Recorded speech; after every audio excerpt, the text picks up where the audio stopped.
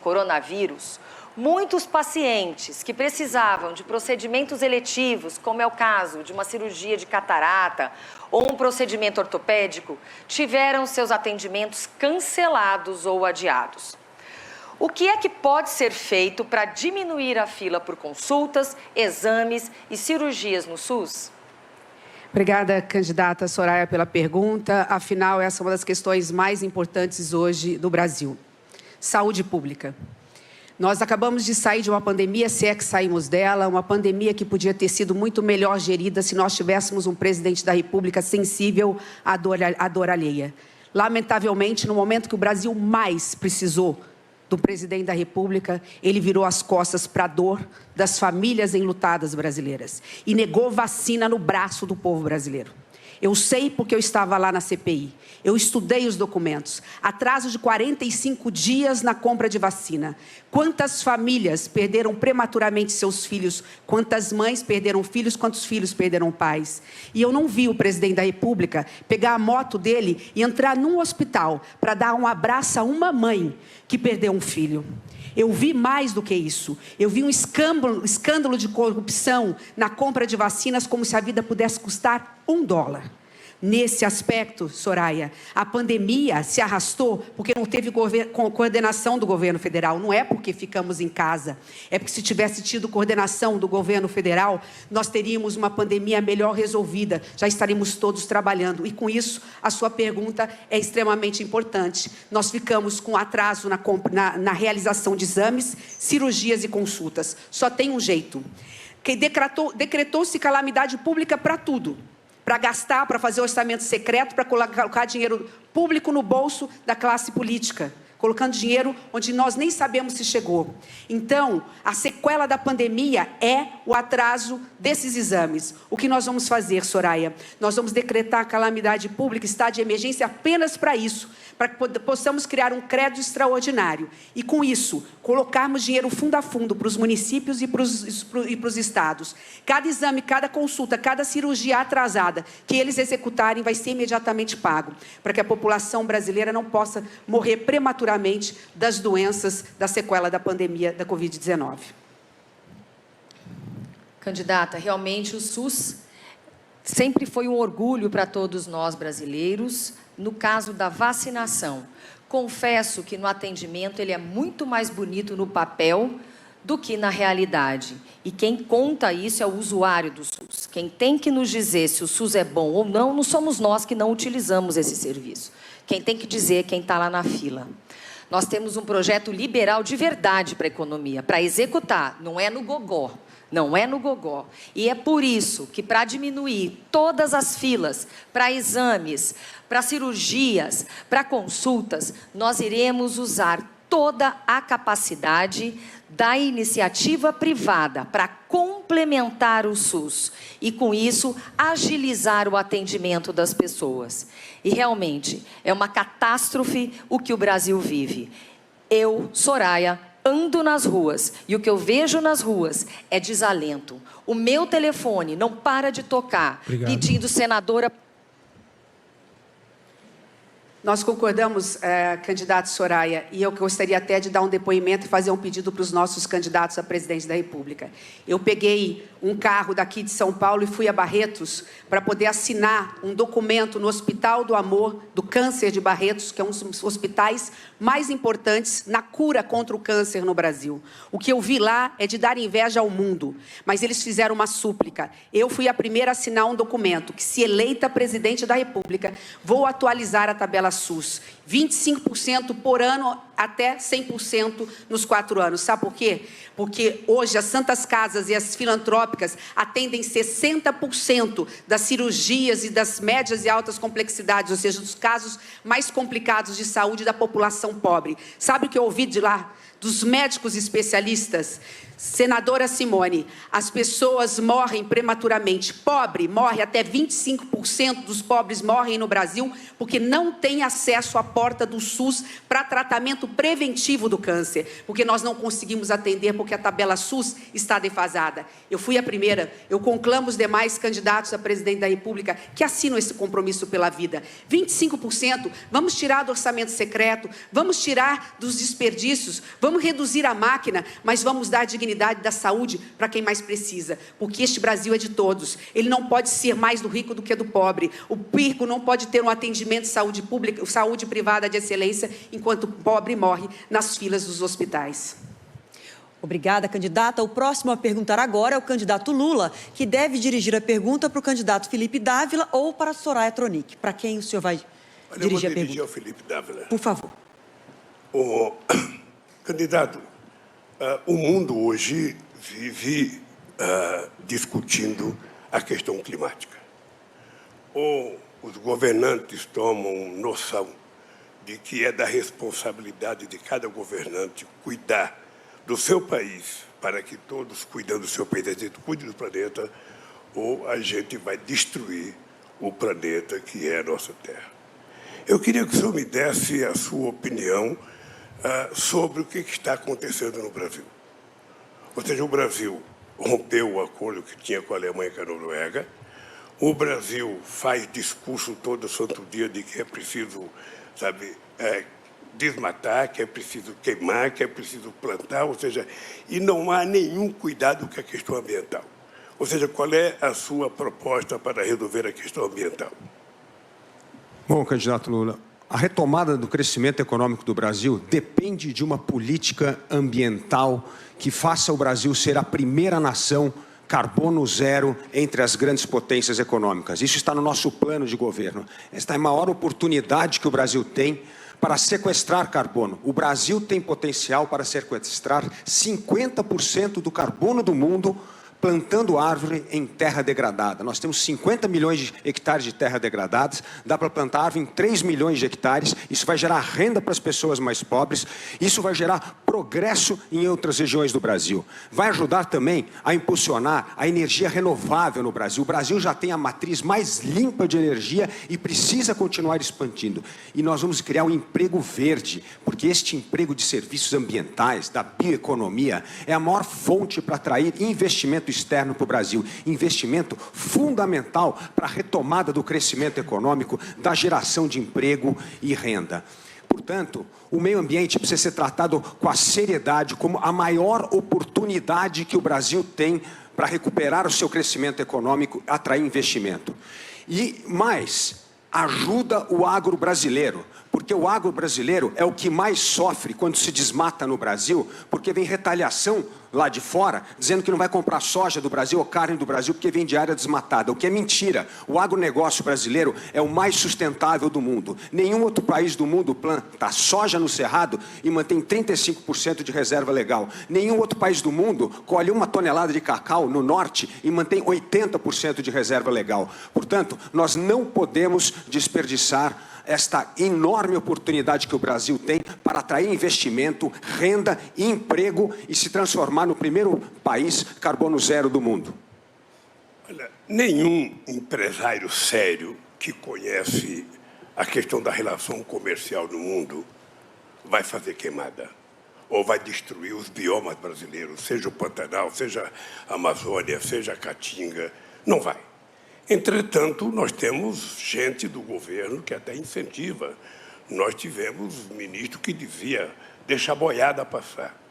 Bom, o que eu quero, na verdade, é o seguinte, eu tive o prazer de ser presidente da República e participar da COP15 em Copenhague. Em Copenhague, o Brasil assumiu o compromisso que depois foi referendado em Paris, em que a gente reduziu o desmatamento em 80% e que a gente iria diminuir a emissão de gás de efeito de estufa em 36,9%. E o Brasil passou a ser referência no mundo inteiro. Todo mundo conversava com o Brasil e hoje as pessoas têm o Brasil como um país que não leva a sério e ninguém respeita as decisões do Brasil. É verdade, Lula, mas isso aqui mudou muito a questão do meio ambiente. O meio ambiente nós vamos resolver com mais mercado. Existem hoje 50 trilhões de dólares no mundo que vai investir em países que respeitam o meio ambiente, a questão da governança e a questão social.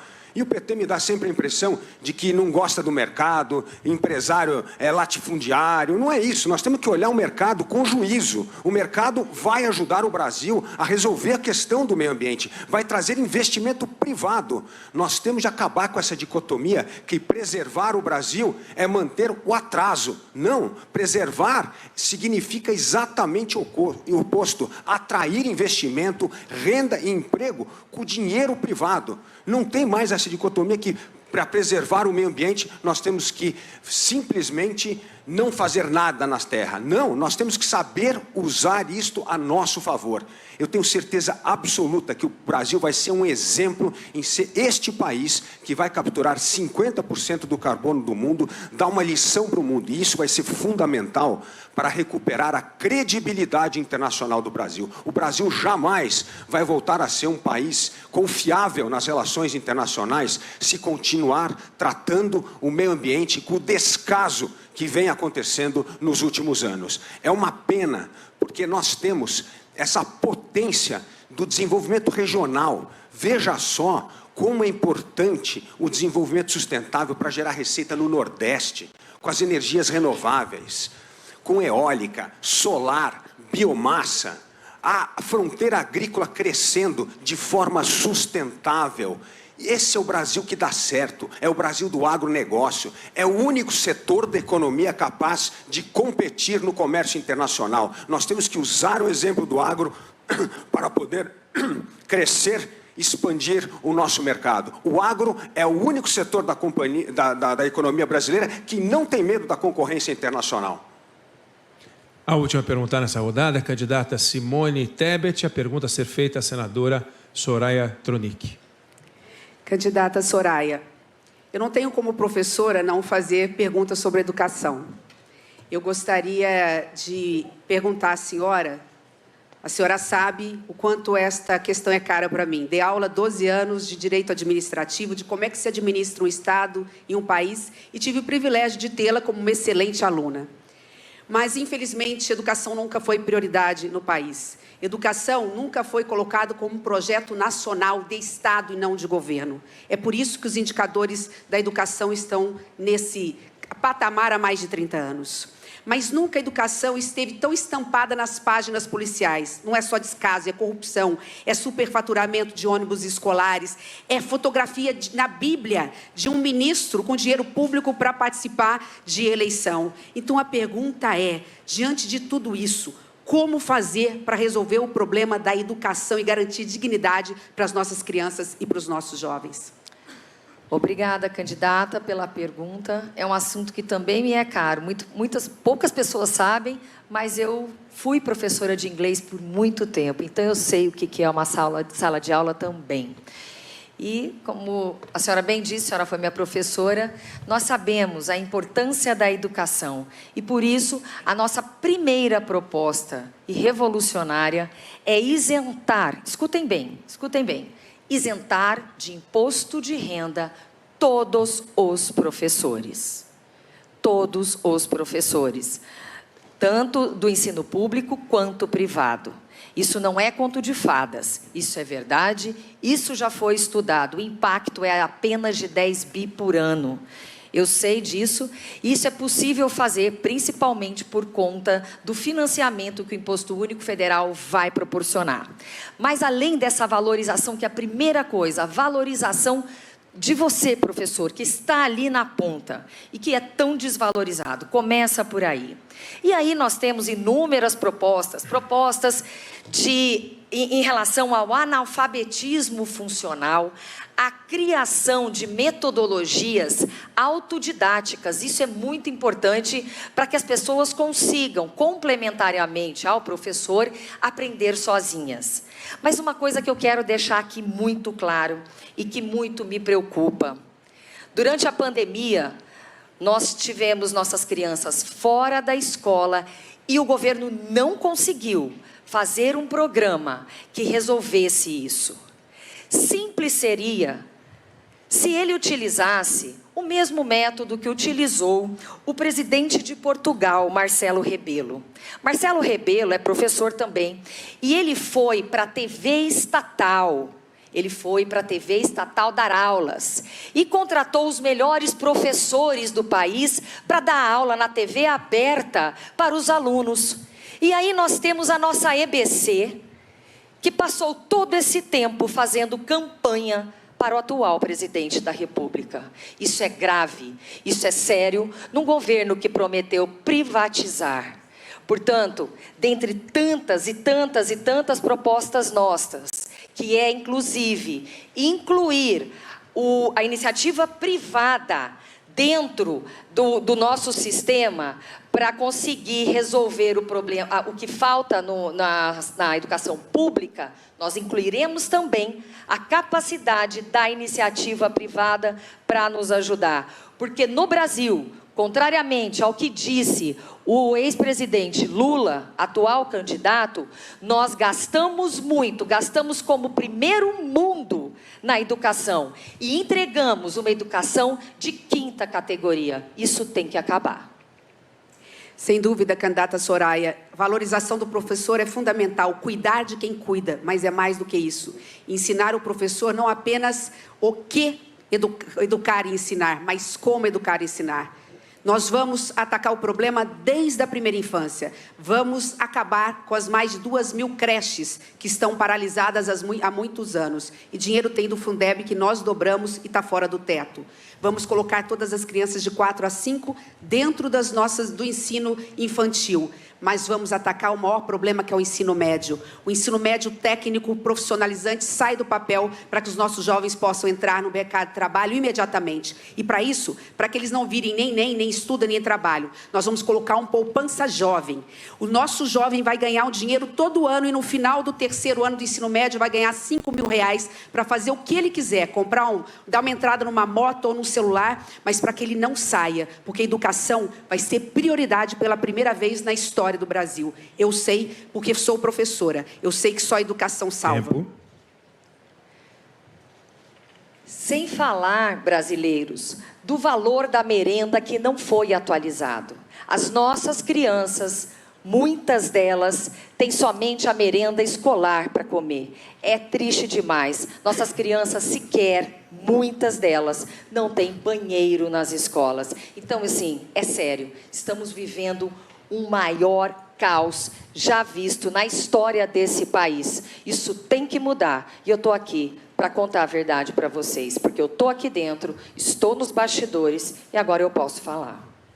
Obrigada. Você está acompanhando o primeiro debate entre os candidatos à presidência da República, realizado por um pool que reúne o Grupo Bandeirantes, o jornal Folha de São Paulo, a TV Cultura e o UOL. Essa foi a última resposta do primeiro bloco.